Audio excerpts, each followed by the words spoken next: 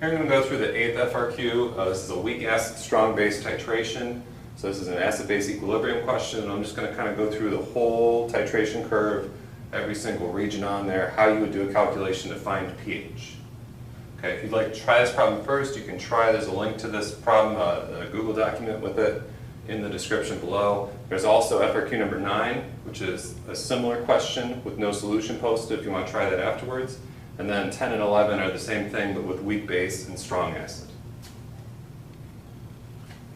So our background information is this. We have 50 milliliters, 0.1 molar weak acid. Okay, and it's propanoic acid. So we're looking at CH3, CH2, COOH. And the Ka to that is given here. We have 50 milliliters and 0.1 molar, which means we have 0.00500 moles.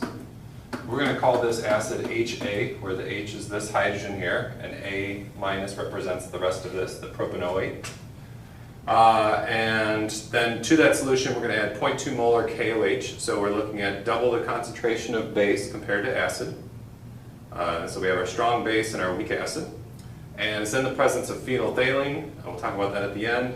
And just determine the pH of the solution at each of the following points. So what we're going to do is we're going to go through, and we're going to take this information, and then we're going to add various amounts of the strong base to it, and calculate what the pH would be at each of those points. So the very first point, here's all our background information here, is that there's no strong base added. So at this point, we're just looking at our weak acid solution. Nothing has been added to it. Okay, so the two things we have is we have our weak acid, the propanoic acid, and that is in a solution, an aqueous solution of water. So the reaction that's going to take place is going to be the acid-base reaction where water acts as the base, the weak acid acts as the acid, and so we're going to establish an equilibrium where the proton is going to move from the weak acid to water. That's going to form hydronium, and the propanoic acid is going to turn into the propanoate. Okay, so it's going to lose that H+, but that's also going to occur in the reverse direction. And so what we can do is we can set up an equilibrium analysis of this. So our equilibrium expression would be our products, concentration of H3O plus, times concentration of the conjugate base, A minus, divided by the concentration of the original of the acid at equilibrium. The water, being a liquid, is going to be emitted from our equilibrium expression, and our K value at this temperature is 1.3 times 10 to the negative fifth. Okay, so what we're going to do is we're going to set up a nice chart, initial change in equilibrium. For this particular problem, we are starting with a 0.1 molar weak acid.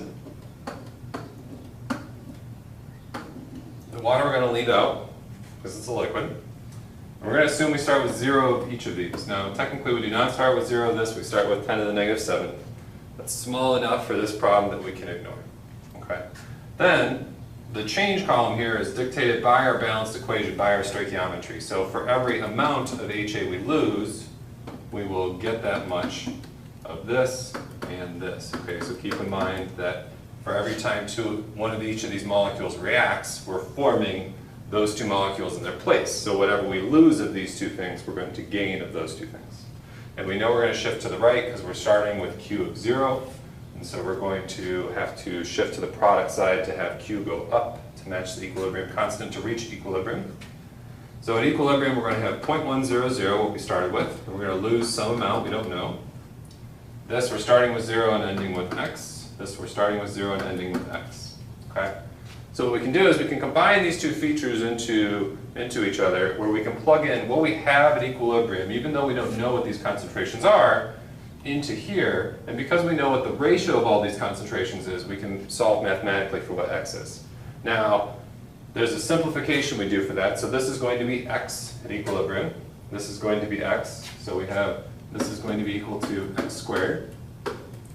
But instead of plugging in 0.100 minus X for HA, it helps our solving of this expression very much if we ignore that X. Okay, so we're gonna make a little note there.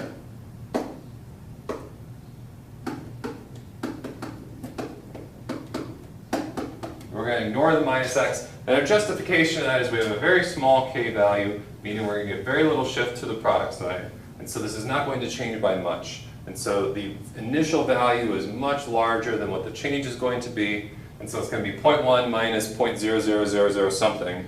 So we can ignore that 0.00 something in order to simplify down our problem. That will always be a reasonable thing to do as long as you have at least 100 difference between your initial concentration and your K value. And in this case, we're looking at almost 10,000 times different.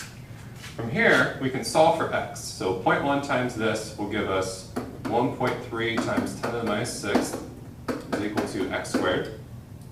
So we can square root that, and we end up with an x value of 0.00114. That x value is going to be the concentration of H3O plus at equilibrium and the concentration of the conjugate base at equilibrium. So what we can then do is we can take the negative logarithm of this. That's going to be our pH, because the negative log of our hydronium concentration will give us our pH. And that comes out to be 2.94. And so that would be our starting pH. Okay. Now, from here, we're going to go ahead and we're going to start to add some base. So in the next part, we have 10 milliliters of KOH been added. The critical piece to solving this is to understand that there are two reactions happening. The first one we're going to analyze is the reaction between the strong base and the weak acid. That is not going to be an equilibrium analysis. This is going to be stoichiometry based. Sorry, I bumped into my cord here. There we go. So this is going to turn completely into water in our conjugate base. And this is going to be, so we're going to go through and figure out moles here. So we have 0.005 moles of our weak acid to start. And it says we had 10 milliliters of 0.200 molar KOH. So we also have 0.002 moles of hydroxide. Okay. So before any reaction occurs, we have 0.005 moles of this, 0.002 moles of this. We're going to ignore the water here, and we have none of this. The reaction then, we're going to have this be our limiting reagent, because it's present in a lesser amount stoichiometrically. And then for each of those that gets consumed, we're going to gain that in A minus. So this is not an equilibrium calculation, this is literally just a stoichiometry problem here. End up with 0 of that, we end up with this. Now what's happened here is that all of the hydroxide has reacted with an HA. So each one of these reacts with one of those, and they make one of these in a water. We're ignoring the water. Okay? So I started with 0.002 moles of this, I ended up with 0.002 moles of that. Then the HA is reacting with this. So each one of these reacts with one of these. I lose 0.002 moles of this, but I had more than that to begin with. So I still have some excess left over. So now what I can do is I can now do a second problem where I look at the equilibrium of this. The equilibrium is going to be the HA and the A minus reacting with water.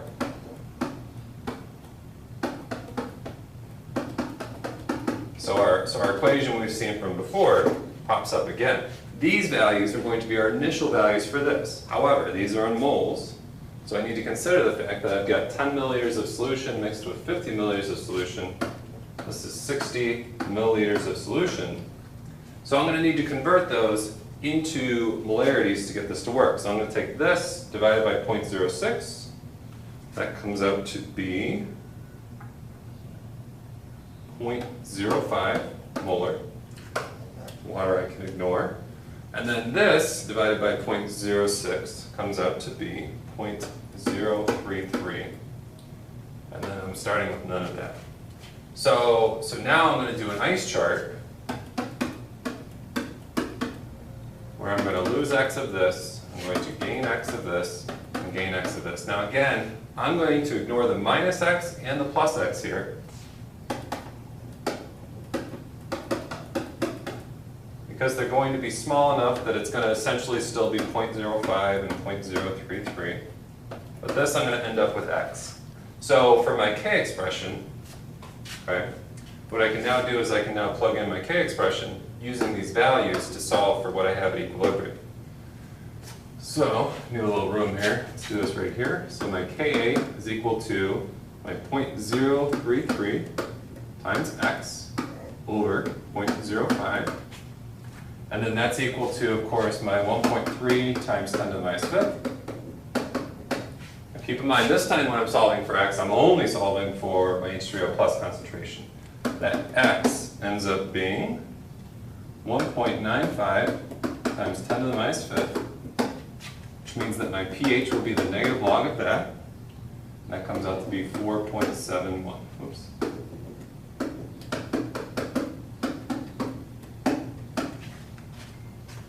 Okay, so we kind of have three steps here: the stoichiometry, the equilibrium, and then the analysis to solve for x.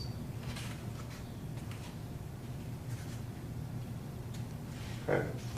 In our third part, now we're looking at a specific part of the reaction that's got some importance. We're now looking at halfway to the equivalence point. It's going to take 25 milliliters of this to react with 15 milliliters of this because it's a double concentration. We're halfway to that point. We're at the halfway equivalence point. So now we have 0.005 moles of acid plus 0.0025 moles of hydroxide, which means we will end up with 0.0025 moles of acid excess and 0.0025 moles of conjugate base. So at this particular point, the concentration of your acid is going to be equal to your Ka value. And if you're doing the Henderson-Hasselbalch, you'll know that that also means that your pH is equal to your pK value. This is called the half equivalence point. It's the point with the smallest slope on this curve, or at least in the middle of the curve. And here we can just take the negative log of Ka. So we're going to take negative log of 1.3 times 10 to the minus fifth. And that pK is 4.89. And that will also be our pH. Now you'll note from the last problem, we've added an additional 2.5 milliliters, but we've barely changed our pH at all. It was 4.7, now it's 4.89. So we're in that buffering region where the pH change is very minimal. In part D, now we're going to add a little more, 22 milliliters of KOH, and that is 0.0044 moles of hydroxide. So now we're looking at hydroxide plus HA again. We're doing a complete reaction to form the conjugate base and water. Okay, so we're starting with 0.0044 moles of this, 0.005 moles of that, and 0 of this. We are going to lose 0.0044 from both of my reactants and gain 0.0044 of my products. That means I'll end up with no hydroxide, 0.0006 moles of HA, and 0.0044 moles of A minus. So now at this point I have significantly more conjugate base than I do acid. If I skip my ice chart here, I can do a little more room. So at equilibrium I am looking at of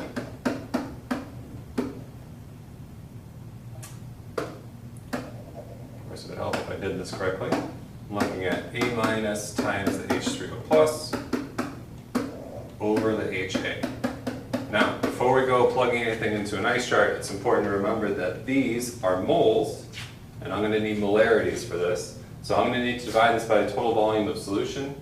It is 0.072 liters at this point, 72 milliliters. So this was 0.0083, and it's not going to change by much. This was much larger, 0.061, and this is going to end up to be x from our ice chart. And set those equal to the 1.3 times 10 to the minus fifth. Solve for x, and we're going to get that x is equal to 1.77 times 10 to the minus 6.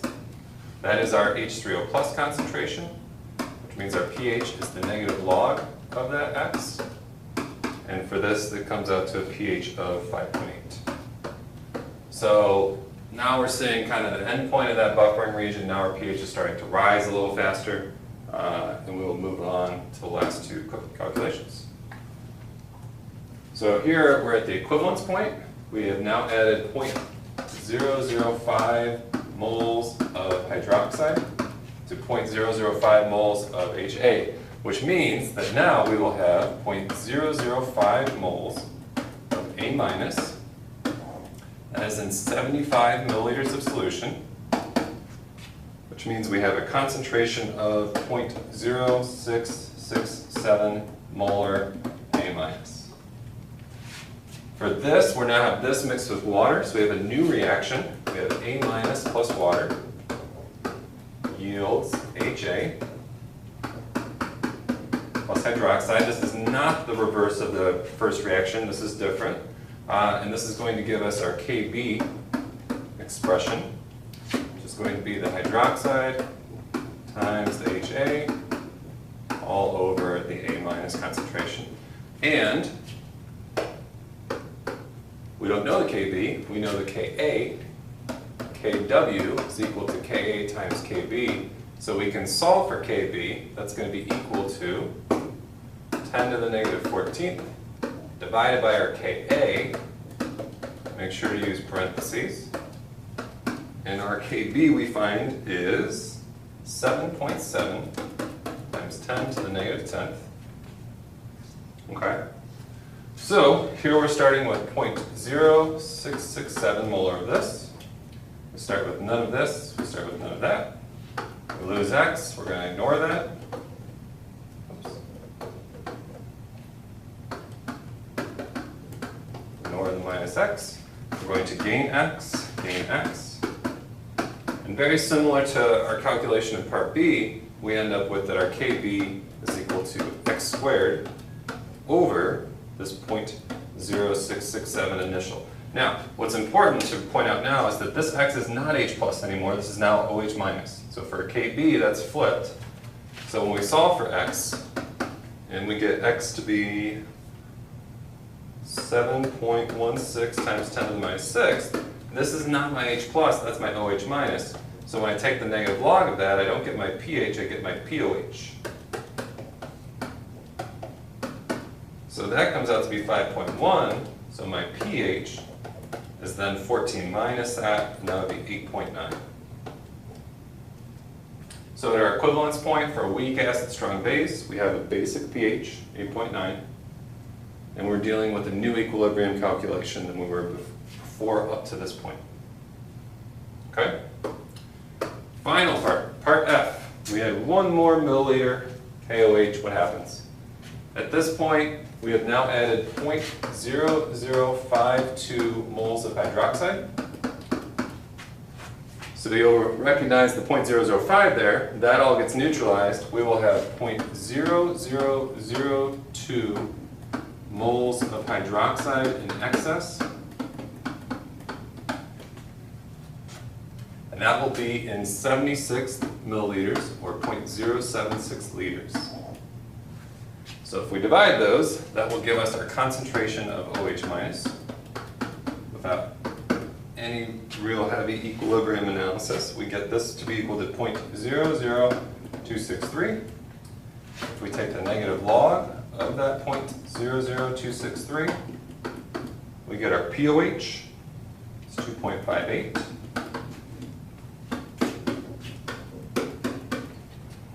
And therefore our pH would be 14 minus that, it would be 11.42. Okay, so 1 milliliter extra, and we shoot up from 8.9 to here. And that would be end of our problem. Okay. So if we now go back and we kind of summarize what are all our points here, we started with no base added, and our pH at that point was 2.94. So we're going to put a little dot right there. Then after 10 milliliters was added, we ended up with a pH of 4.71. the dot there. At 12.5, which will be right here, we ended up with 4.89.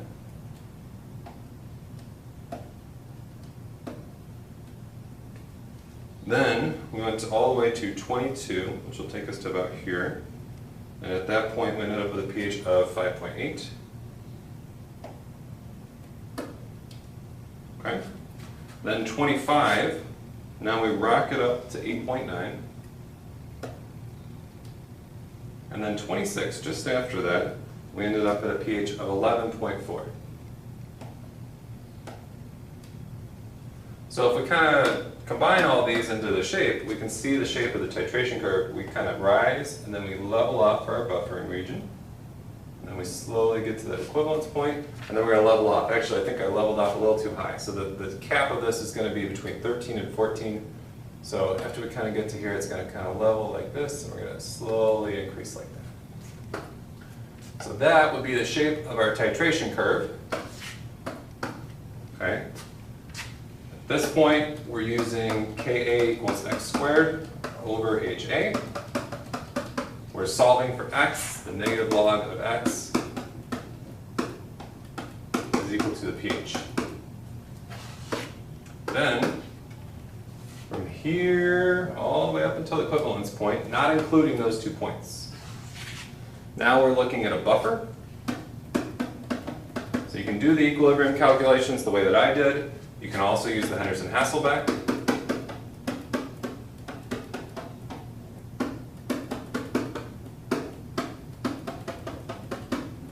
Okay. At this particular point right here, we have the half equivalence point. So if we go to 12.5, oops, I'm sorry, 12.5. Okay, so halfway to the equivalence point along the x-axis. And there we will find our pK matched up to our pH at that point. Okay. Then we're going to go all the way over to here. At this point, we're at the equivalence point. Now we're looking at this. This is difficult to determine, so we have to take into effect the fact that we've diluted the solution up until this point. So you want to find your moles, find your volume, divide. And then when we solve for x, the negative log of x here is equal to your, pOH.